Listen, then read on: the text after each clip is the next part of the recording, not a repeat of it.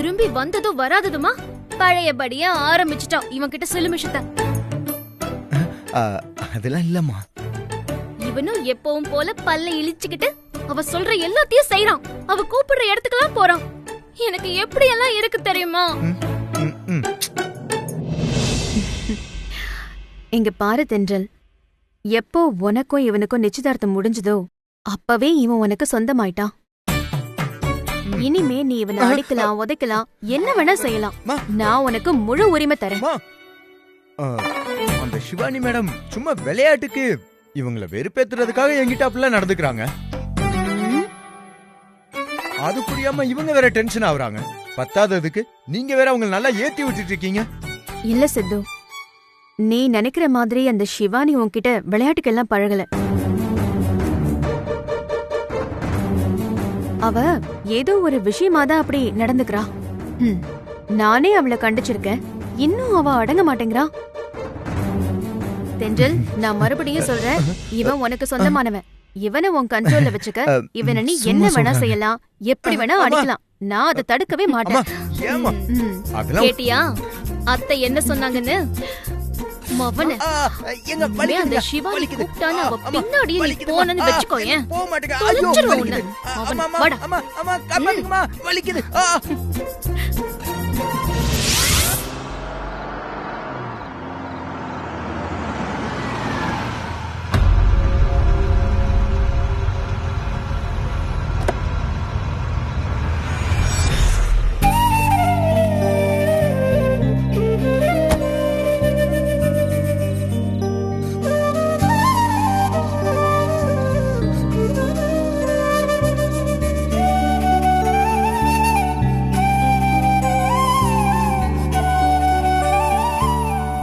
ஆகாஷ், வாப்பா. இன்னைக்கு எவ்ளோ லேட்டு? இன்னைக்கு ஆபீஸ் மீட்டிங் கொஞ்சம் எக்ஸ்டெண்ட் ஆயிடுச்சுமா. ஏன் ரொம்ப சோகமா தெரியற? என்னாச்சு? அதெல்லாம் ஒண்ணும் இல்லம்மா, சும்மா மீட்டிங் டென்ஷன் தான். சரிப்பா, நீ போய் குளிச்சிட்டு வா, நான் சாப்பாடு எடுத்து வைக்கிறேன். சரிம்மா. ஆகாஷ், ஒரு நிமிஷம். சொல்லுங்கம்மா. உன்கிட்ட காலையிலேயே சொல்லணும்னு நினைச்சிட்டு இருந்தேன், ஆனா முடியாம போயிடுச்சு. என்னம்மா? இல்ல, நீ இவ்ளோ நாளா உன் பாட்டு பேச்ச மட்டுமே கேட்டுட்டு இருந்த. அப்படி இருந்த நீ இப்ப புதுசா கல்யாணம் ஆனதும் நிலாவுக்கு சப்போர்ட் பண்ணி உன்னையே அறியாம நீ உன் பாட்டிய கொஞ்சம் எதிர்த்து பேச ஆரம்பிச்சிட்ட ஆகாஷ். நீ நிலாக்கு சப்போர்ட் பண்றத நான் வேணான்னு சொல்லல. அதே நேரம் உன் பாட்டியையும் நீ கொஞ்சம் புரிஞ்சுக்கணும்லப்பா. உன் பாட்டி இந்த வீட்ல தன்னோட உயர்வா நினைக்கிற ஒரே ஜீவன் நீ மட்டும்தான். இப்ப நீயும் புதுசா பொண்டாட்டி வந்ததும் அவங்களை எதிர்த்து பேச ஆரம்பிச்சிட்டேன்னு அப்படின்னு அவங்க யோசிக்க ஆரம்பிச்சிருவாங்க தானே? பாட்டி ஏதாவது சொன்னாங்களா? அவங்க எதுவும் சொல்லலப்பா, எனக்கா தோணுச்சு. நிலாவாலதான் இப்படி அவங்க கிட்ட நடந்துக்கிறேன்னு நினைச்சா அவங்க நிலா மேல மேலும் மேலும் கோபம் காட்டிட்டே இருப்பாங்க தானே? ஏற்கனவே அவங்களுக்கு நிலாவை கண்டா பிடிக்கல. பத்தாததுக்கு அவ சின்ன பொண்ணு, விவரம் இல்லாம ஏதாவது ஒரு குறும்புத்தனம் பண்ணிக்கிட்டே இருக்கா. அந்த நேரம் உன் பாட்டி அவளை திட்ட ஆரம்பிச்சிட்டா. அவளுக்கும் கஷ்டம், உனக்கும் தர்ம சங்கடம். நீ யாருக்காகவும் யாரையும் உதாசீனப்படுத்தவும் வேண்டாம், யாரையும் விட்டு கொடுக்கவும் வேண்டாம். எல்லாரையும் ஒரே மாதிரி பாருப்பா, அதுதான் எல்லாருக்குமே சந்தோஷம். சரிம்மா. சரி, நீ போப்பா.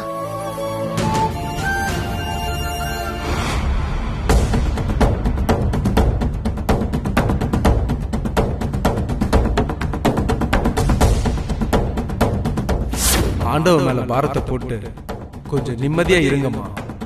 ஆண்டவ உங்களை பார்த்துக்கோ.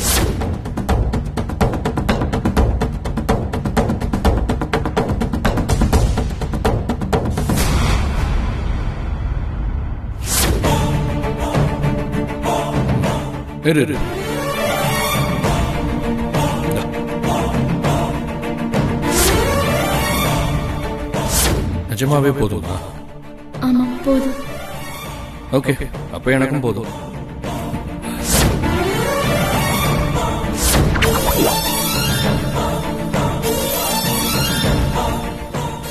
இனிமே அவங்களை சின்னம்மான்னு கூப்பிட சொல்லிட்டாங்கம்மா.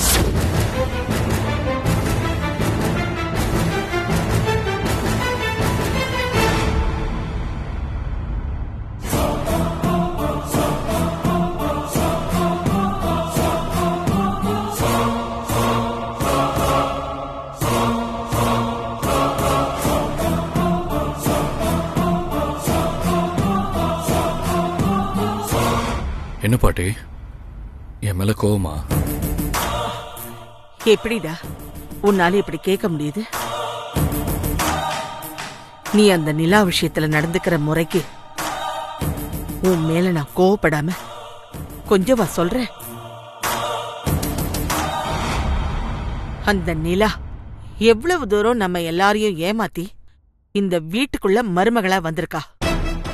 அந்த உண்மை தெரிஞ்சதுக்கு அப்புறமும் நீ அவளை வீட்டை விட்டு துரத்தாம இன்னும் இங்கேயே வச்சிருக்க.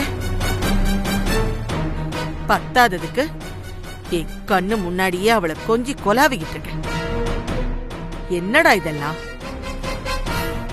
பாட்டி, உங்க ஃபீலிங் எனக்கு புரியுது பாட்டி. ஆனாலும் நிலா நான் கட்டின பொண்டாட்டி, அவளை எப்படி நான் வீட்டை விட்டு அனுப்ப முடியும்? அது பாவம் இல்லையா பாட்டி? இப்பெல்லாம் நீ அவளுக்கு தான் சப்போர்ட் பண்ற, என்ன பத்தி யோசிக்கவே மாட்டேங்கிறல்ல? பாட்டி, அப்படியெல்லாம் ஒண்ணும் இல்ல பாட்டி. சும்மா சமாளிக்காத. நீ குடுக்கற இடத்தாலதான் அவ அளவுக்கு அதிகமா ஆட்டம் போடுறா. இன்னைக்கு அவ என்ன பண்ணா தெரியுமா? என்ன பண்ணா? என்கிட்ட கூட கேட்காம என் காரை எடுத்துக்கிட்டு அவ அம்மா வீட்டுக்கு போய் பந்தா காட்டிட்டு வந்திருக்காடா. இது வரைக்கும் நீ கூட என்ன கேட்காம என் காரை தொட்டதில்லை. இப்ப வந்தவளுக்கு எங்கிருந்து வந்துச்சுடா இவ்ளோ தைரியம்? இதெல்லாம் நீ குடுக்கற இடம் தானே? பாட்டி, நமக்கு பிடிக்காதவங்க எது செஞ்சாலும் நமக்கு அது தப்பாதான் தெரியும். அப்போ அவ செய்யறதெல்லாம் சரிங்கிறியா? நான் அப்படி சொல்லல பாட்டி. சின்ன பொண்ணு தானே, விடுங்க. யாரு அவளா சின்ன பொண்ணு?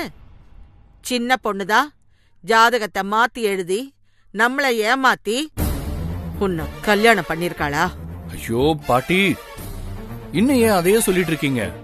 அது அவங்க அம்மா பண்ண தப்பு தானே. ஏன் இவளுக்கு அதுல சம்பந்தமே இல்லையா? கல்யாணத்துக்கு முன்னாடியே அந்த ஃப்ராடு தனம் இவளுக்கு தெரிஞ்சோ அத நம்ம கிட்ட இருந்து சாமர்த்தியமா மறைச்சவதானே இவ கூட. பாட்டி, அத பத்தி கொஞ்சம் டீப்பா பேசினா உங்களுக்கு தான் கோவம் வரும். அதனாலதான் அத பத்தி நான் பேசாம இருக்கேன். என்னடா சொல்ற நீ? அவங்க ஜாதகத்தை மாத்தி எழுதி தப்பு பண்ணதுல இன்டைரக்டா உங்களுக்கும் சம்பந்தம் இருக்கு பாட்டி. நீ என்ன சொல்ல வர்றேன்னு எனக்கு புரியல ஆகாஷ். நிலாவை எனக்கு கல்யாணம் பண்ணி வைக்கணும்னு முடிவு பண்ணதுக்கு காரணம் என்ன? ஏன் சந்தோஷத்துக்காகவா? இல்ல இல்ல, உங்களோட மரண கண்டம் தள்ளி போறதுக்கு அவளோட ஜாதக பலன் ஹெல்ப் பண்ணுமான்னு நீங்க யோசிச்சீங்க. அதை புரிஞ்சுக்கிட்டு தான் அவங்க இப்படி ஒரு மிஸ்டேக் பண்ணிருக்காங்க. அப்படி பார்த்தா அவங்க இந்த தப்பை செஞ்சதுக்கு ஒரு வகையில நீங்களும் தான் காரணம். என்னடா பேசுற நீ? நாம ஒரு கடைக்கு போய் நமக்கு தேவையான ஏதாவது ஒரு பொருளை கேக்குறோம்னா அந்த கடையில நாம கேக்குற பொருள் இருந்தா கடைக்காரரு அதை நமக்கு கொடுக்கலாம். ஒருவேளை அந்த பொருள் அங்க இல்லைன்னா நீங்க கேக்குறது இங்க இல்லைன்னு சொல்லி நாகரிகமா நம்ம கிட்ட ஒத்துக்கணும். அதை விட்டுட்டு அந்த பொருள் மாதிரியே வேற ஒரு டூப்ளிகேட் பொருளை கொடுத்து அதுக்கப்புறம் அத நாம டூப்ளிகேட்னு கண்டுபிடிச்சதும் நீங்க கேட்டதாலதான் நான் இந்த தப்பு பண்ணேன்னு சொன்னா நாம அதை ஏத்துப்போமா? பாட்டி, கடையில பொருள் வாங்குறதும் கல்யாணமும் ஒன்னா பாட்டி. இன்னொரு விஷயம், இந்த கல்யாணத்துல அவங்க மட்டுமா தப்பு பண்ணிருக்காங்க? நீங்களும் தான் பெரிய தப்பு பண்ணிருக்கீங்க. நான் என்னடா தப்பு பண்ண? மறந்துட்டீங்களா பாட்டி? யாராவது கல்யாணத்துக்கு முன்னாடியே கல்யாண பொண்ணை மிரட்டி அவகிட்ட டைவர்ஸ் பேப்பர்ல கையெழுத்து வாங்குவாங்களா? நீங்க வாங்கியிருக்கீங்க. அந்த உண்மையை தென்றல் மூலமா தெரிஞ்சுக்கிட்டு நான் உங்ககிட்ட கேட்டப்போ நீங்க என்கிட்டயாவது உண்மையை ஒத்துக்கிட்டீங்களா? அப்படிலாம் எதுவும் இல்லைன்னு போய் தானே சொன்னீங்க. இப்ப அந்த உண்மையை நீங்களே வாயை திறந்து ஒத்துக்கிட்டதுக்கு அப்புறம் ஏன் பாட்டி அப்படி செஞ்சீங்கன்னு நான் கேட்டதும் முன்னெச்சரிக்கையா செஞ்சேன்னு நீங்களும் சமாளிக்கிறீங்க. ஆனா அப்ப கூட அதுக்காக தென்றல் வீட்டுல யாரும் உங்க மேல கோவப்படலையே. ஆனா நீங்க என்னன்னா அவங்க செஞ்ச தப்ப மறக்கவும் மாட்டேங்கிறீங்க, மன்னிக்கவும் மாட்டேங்கிறீங்க. டேய், மறக்கிறதுக்கும் மன்னிக்கிறதுக்கும் அது என்ன சாதாரண தப்பா? என் உயிர் சம்பந்தப்பட்ட தப்புடா அது. நிலாவோட ஒரிஜினல் ஜாதகப்படி என் மரண கண்டத்தை தள்ளி போட முடியாது. அதனால தானே நான் இவ்ளோ பதறேன். திரும்பவும் சொல்றேன், அவளை பார்க்கும் போதெல்லாம் சீக்கிரம் என் உயிருக்கு ஏதாவது ஆபத்து வந்துருமோன்னு பயமா இருக்குடா. தயவு செஞ்சு அவளை இங்கிருந்து அனுப்பிச்சுடா ஆகாஷ்.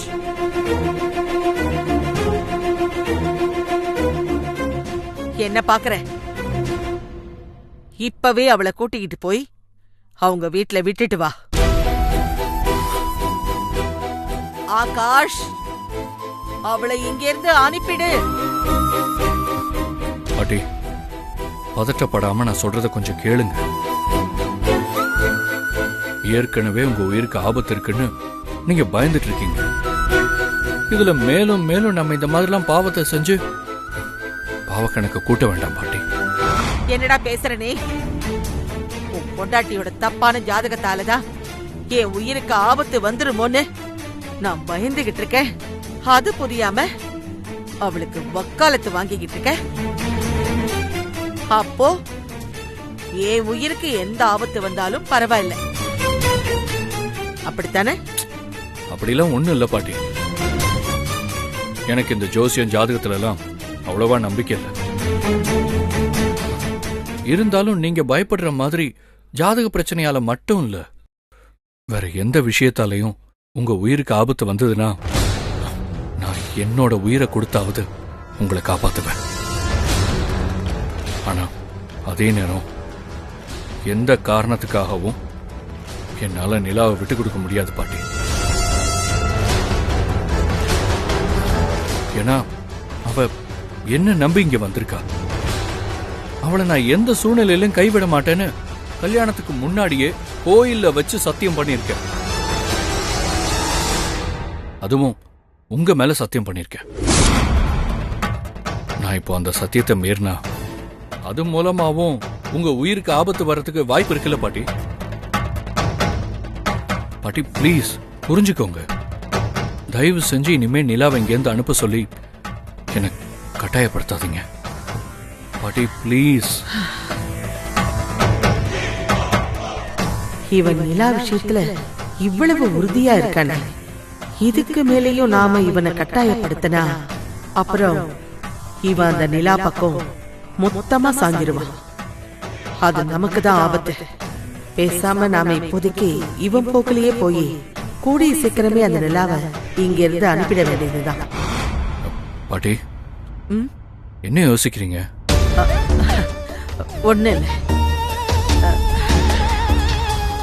நீ உன் பொண்டாட்டி கூட சந்தோஷமா வாழ்ந்துக்கோ.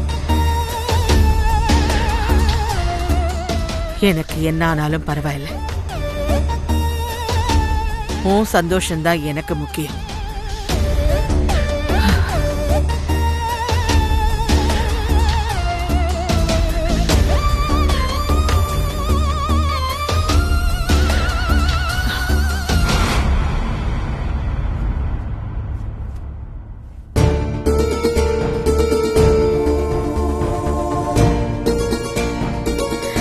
அத்தா,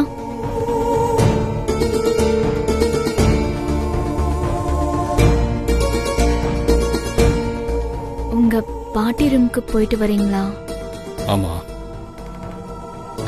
உங்க கார் சத்தம் கேட்டதும் நான் கீழே வந்து பார்த்தேன்.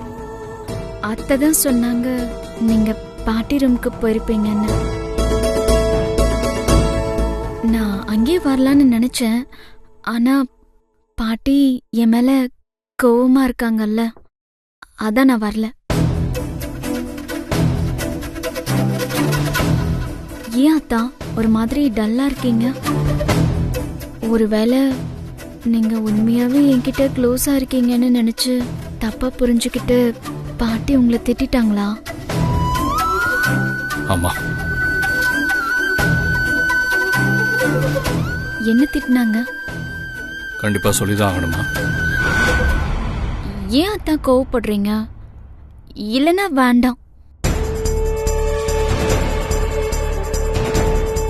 உன் ஜாதக விஷயத்தால அவங்க உயிருக்கு ஆபத்து வந்துருமோன்னு பாட்டி ரொம்ப பயப்படுறாங்க. அதான் அப்படிலாம் எதுவும் ஆகாதுன்னு சமாதானப்படுத்திட்டு வந்தேன்.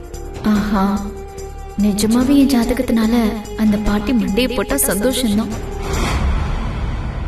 நீ மட்டும் முன்னாடியே இந்த விஷயத்த எனக்கு மட்டுமா தெரியப்படுத்திருக்கலாம்ல? அப்படி தெரியப்படுத்திருந்தா நான் வேற ஏதாவது காரணத்தை சொல்லி கல்யாணத்தை கொஞ்ச நாளைக்கு தள்ளி போட்டிருப்பேன். அதுக்கப்புறம் கொஞ்சம் கொஞ்சமா உண்மையான காரணத்தை சொல்லி பாட்டியை நான் எப்படியாவது சமாதானப்படுத்திருப்பேன். அப்புறம் அவங்க சம்மதத்தோட பொறுமையா நம்ம கல்யாணம் பண்ணிருக்கலாம். உன்னோட முட்டாள்தனமான புத்தியால இப்போ எனக்கும் நிம்மதி இல்ல, என் பாட்டிக்கும் நிம்மதி இல்ல. உன் ஜாதகம் அவங்களோட உயிரை காப்பாத்துங்கிற நம்பிக்கையில தான் இவ்வளவு தூரம் ரிஸ்க் எடுத்து உன்னை எனக்கு கட்டி வச்சாங்க. அப்படிப்பட்டவங்களை நீ உன் ஜாதகம் மூலமாவே ஏமாத்திருக்கன்னு தெரிஞ்சா அவங்களுக்கு கோபம் வராதா? சாரி அத்தா, அந்த விஷயம் இவ்வளவு பெரிய பிரச்சனை ஆகும்னு எனக்கு தெரியாது. வாய மூடு. உன்னு ஏதாவதுன்னா அழுதுரு. இதெல்லாம் தப்பு செய்யறதுக்கு முன்னாடியே யோசிச்சிருக்கணும். உன்னால எனக்கு எவ்வளவு டென்ஷன் தெரியுமா? எனக்கு மட்டும் இல்ல, நீ செஞ்ச தப்பால இப்போ நீயும் தான் நிம்மதி இல்லாம இருக்க. இதெல்லாம் தேவையா? எங்க அம்மா ஜாதகத்தை மாத்தி எழுதினதுக்கு நான் என்னதான் பண்ணுவேன்?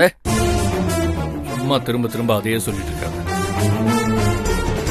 உங்க அம்மா அப்படி செஞ்சது உனக்கு கல்யாணத்துக்கு முன்னாடியே தெரிஞ்சிருச்சு இல்ல? அது ஏன் என்கிட்ட அப்பவே சொல்லலன்னு நான் கேட்டுட்டு இருக்கேன். கேட்டா அந்த விஷயத்த நான் சொல்ல உங்க ஆபீஸ் வந்தேன். அப்ப நீங்க உங்க அக்கௌண்ட் வேலையை விட்டு தூக்கிட்டீங்க. அதனால பயத்துல சொல்லாம போயிட்டேன்னு கதை சொல்லிக்கிட்டு இருக்க. எனக்கு என்னோட ஆபீஸ் அக்கௌண்ட் நீயும் ஒன்னா? இப்பார், என் பாட்டி சொல்ற மாதிரி உன் ஜாதக பிரச்சனையால அவங்க உயிருக்கு ஆபத்து வருங்கிறதுலாம் எனக்கு பெருசா நம்பிக்கையே இல்லை. ஆனா அதையே நினைச்சு நினைச்சு அவங்க எவ்வளவு டென்ஷனா இருக்காங்கன்னு பாரு. அந்த டென்ஷன்ல அவங்களுக்கு ஏதாவது ஆயிடுமோ தான் எனக்கு பயமா இருக்கு. அப்படி மட்டும் ஏதாவது ஆச்சு நான் மனுஷனாவே இருக்க மாட்டேன். ஏன்னா எனக்கு என் பாட்டி தான் ரொம்ப முக்கியம். புதுசா கல்யாணமான எவனாவது மாதிரி இப்படி நிம்மதியை தொலைச்சிட்டு இருப்பானா? என் தலையெழுத்து.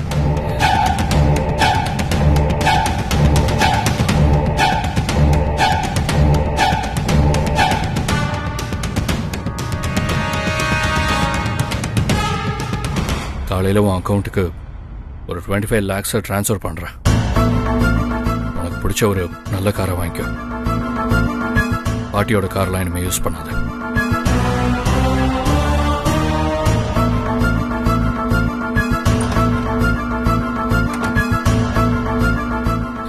என்ன இது? அத்தான் ரொம்ப வித்தியாசமானவரா இருக்காரு. அவரால் அவர் பாட்டியும் விட்டு கொடுக்க முடியல, இந்த பொண்டாட்டியும் விட்டு கொடுக்க முடியல. கூடிய சீக்கிரமே நீங்க உங்க பாட்டியை உதறிட்டு எனக்கு மட்டும் சப்போர்ட் பண்ற மாதிரி உங்களை நான் மாத்தி காட்டுறேன். ஹே பிரியா, சித்து தென்றல் கல்யாண வேலையெல்லாம் ரொம்ப ஸ்பீடா நடக்குது போலயே. ஆமா, இதுக்கு மேலயும் தென்றல் வெயிட் பண்ணவே மாட்டாங்க. தென்றல் மேடம் வெயிட் பண்ண மாட்டாங்க. ஓகே, சிவானி மேடம் என்ன பண்ண போறாங்க? கல்யாணத்துக்கு வருவாங்க, gift கொடுத்துட்டு சாப்பிட்டு போயிட்டே இருக்க போறாங்க. வேற என்ன பண்ணுவாங்க? அப்படிங்கிற? ஆமா, இனிமே பாரு, சிவானி மேடம் கிட்ட பேசக்கூடாதுன்னு சித்து கிட்ட தென்றல் ஸ்ட்ரிக்ட்டா சொல்லி வச்சிருப்பாங்க. அதெல்லாம் இந்நேரம் சித்துவுக்கு தென்றல் மேடம் ரூல்ஸே போட்டிருப்பாங்க. சித்து என் கூட பேசக்கூடாதுன்னு தென்றல் ரூல்ஸ் எல்லாம் போட்டிருக்காளா? அதையும் பாக்குறேன். சித்து, கம் டு மை கேபின்.